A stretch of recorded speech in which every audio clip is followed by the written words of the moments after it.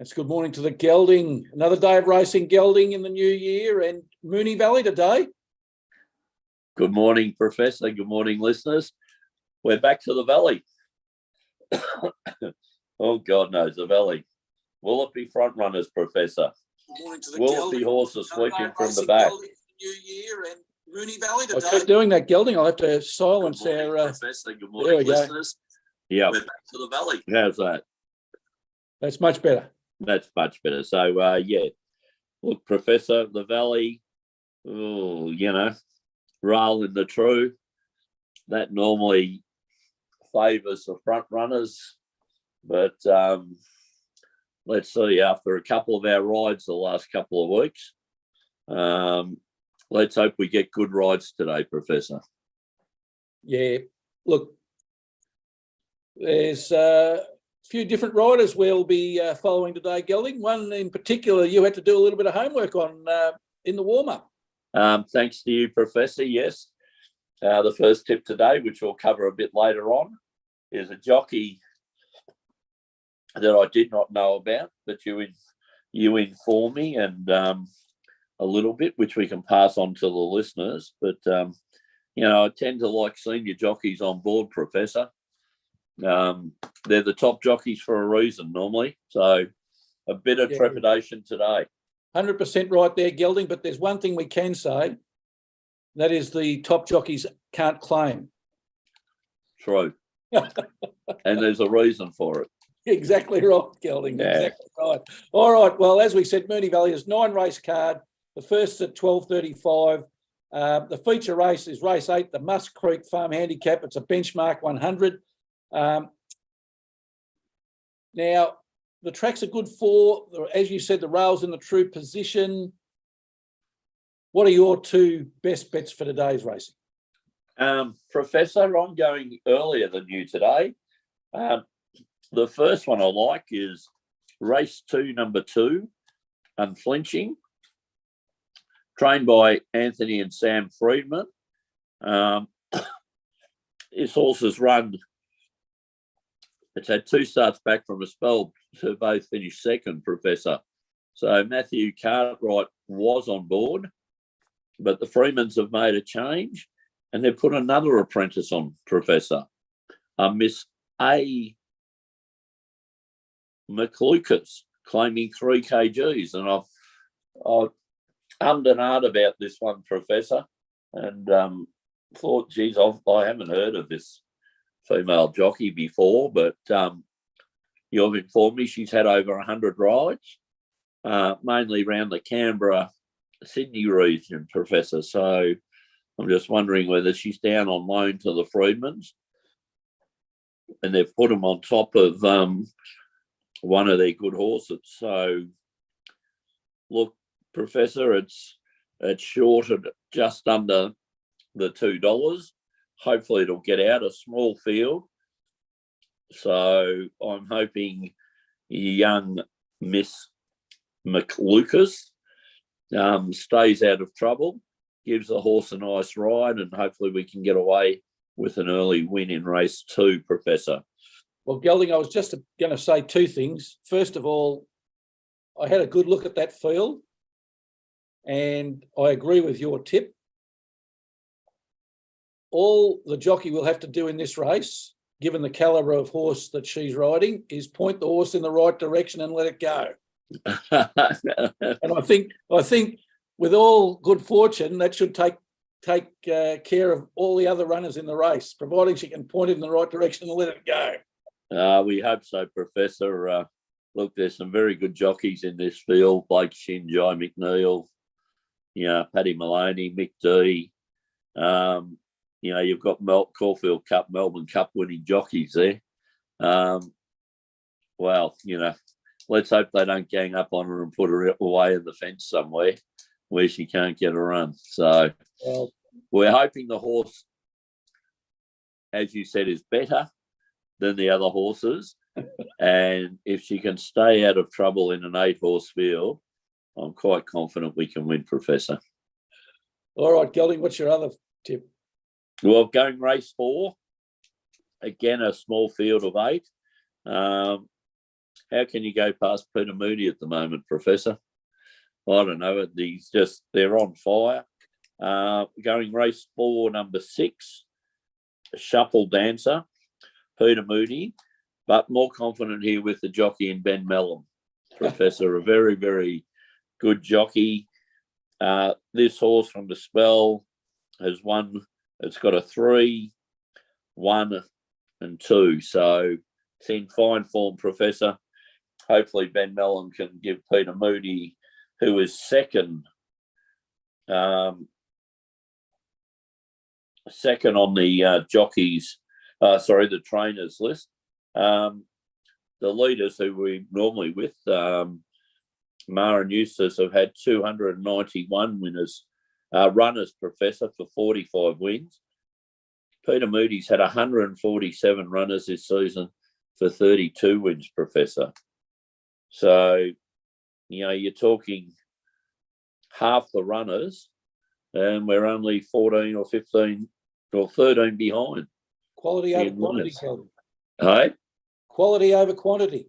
Well, I think now the stable is just set up and flying. Since the suspension, he's come back. He deliberately didn't take horses off other trainers. He took he's had a few yearling sales under his belt, and these horses are now coming through as 2-year-olds and 3-year-olds. And he's going extremely well, Professor. So just a good trainer. Yep, very good, Gelding. Certainly coming into his own. So they're my 2, Professor. Now, what about you? All right, Gelding, I'm going a little bit later than you. That's right. Race 7, a benchmark 84 over 1,200 metres. Can't go past horse 8 in this race, Gelding. Dance to Dubai, coming out of barrier 4. It's had 19 starts for 5 wins and 6 placings, 26% win rate, a 58% place rate. It's had a last start win at Moonee Valley on New Year's Eve, and it won it by nearly 3 lengths.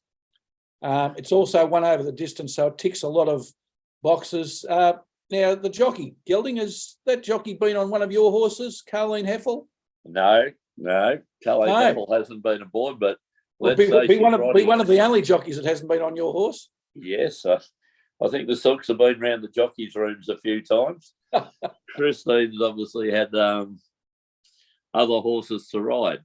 She's been in races against our wonderful Steve, Drop the Mic, but so she hasn't been on board. I don't think, Professor. So, but don't hold me to it. Okay.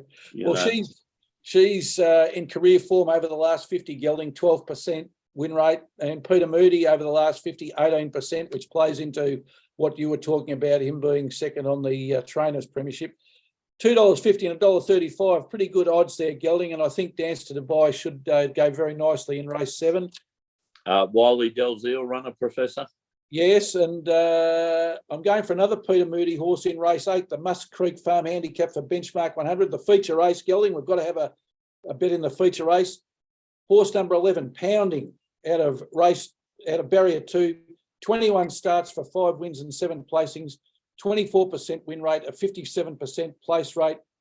What I like about its form, Gelding, a recent second to Detonator Jack. When we were actually on Detonator Jack, it only lost by half a length. So any horse that's half a length behind Detonator Jack must be a pretty good horse. It's won at the track, it's won over the distance, and even better, it's won at the track and over the distance. So all boxes are ticked. Yes, Gelding, and it's $3.90 at the moment. I think it's a pretty good bet.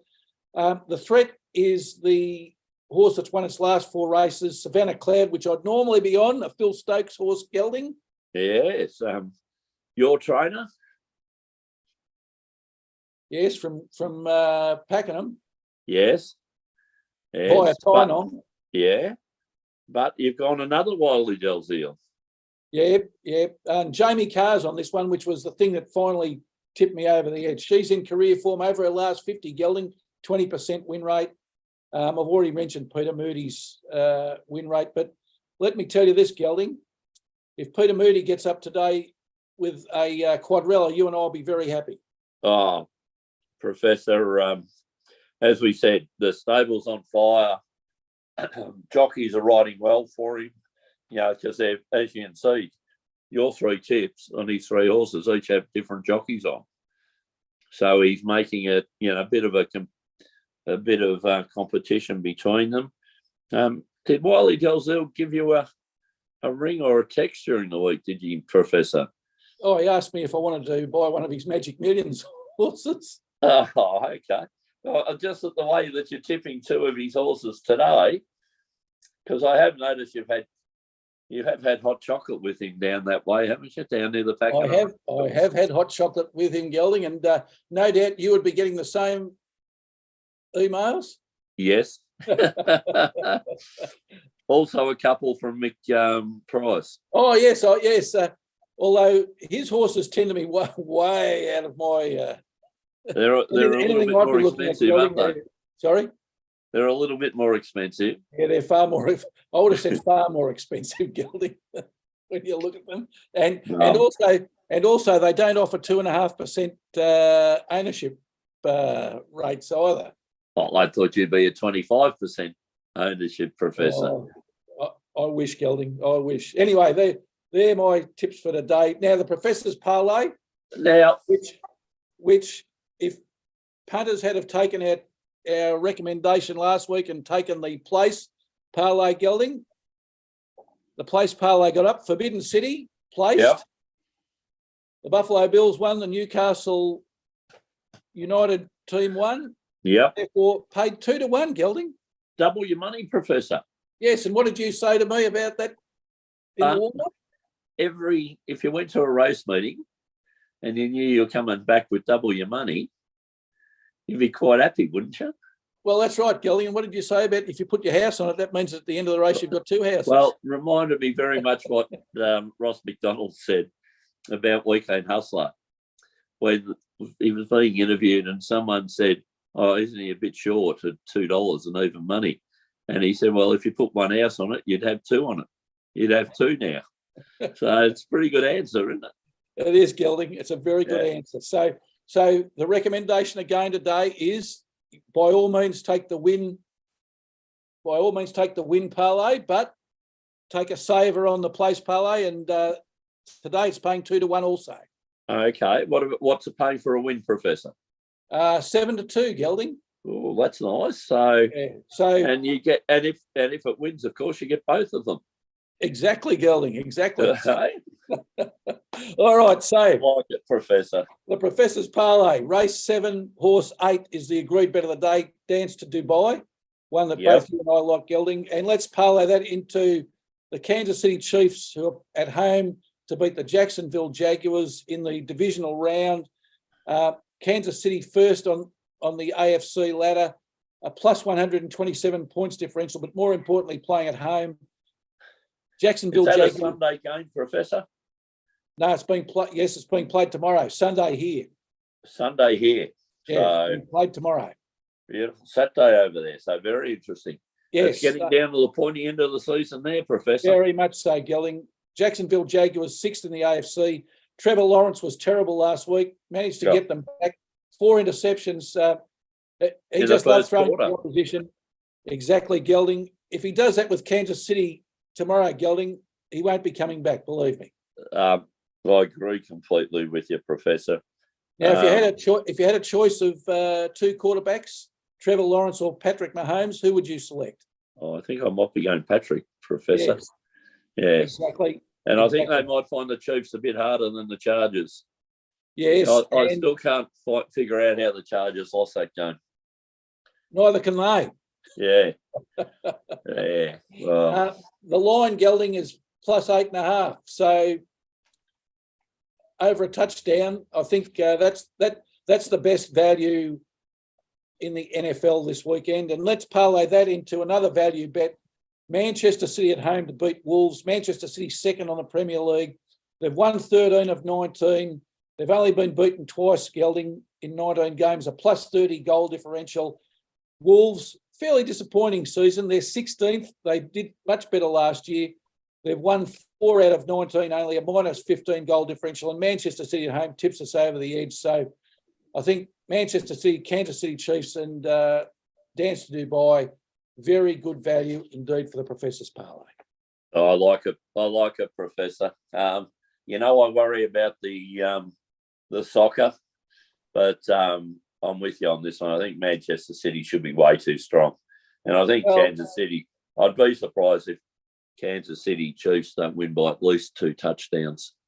Yeah, Gelding. I must admit that Newcastle United just did squeak out a win 1-0. Professor, it's But that's all. That's all they've got to do, Gelding. Yeah, exactly. And as you said, you had double your money, what you started with it when you put the bet on. So Now, actually, I think this will be just a way for punters. We've been that close. The Professor's Parlay has been successful, but we have been that close with some of these placings and that, Professor. So, as I said, now I'm looking for the percentage rate to go up in the collections on the Professor's Parlay. Now, Gelding, there would have been some happy people, some happy Miami Dolphins fans last week. Not happy that they lost, but anybody betting on the Miami Dolphins, the line was 13.5, and they lost by 3. Yeah. So that was all over for the bookies. Yeah. Yeah. Look, it was one of those games, Professor. They were right into it, and geez, watching them last week, Professor, a lot of them were momentum type games. Sides dominating, for a half, and then the other side dominating for the other half. So anyway, let's hope again, Professor. Yeah, well, gives us something to get excited about. Let's hope for next year, Raiders versus Packers Super Bowl. Oh, yeah, I think we might. Your quarterback situation will be interesting over their summer. But I'd like to have a bet on that. Yeah. Geez, why would you let him go? Anyway. Yeah. All right, Gelding. Well, that's racing this weekend, and until next Saturday,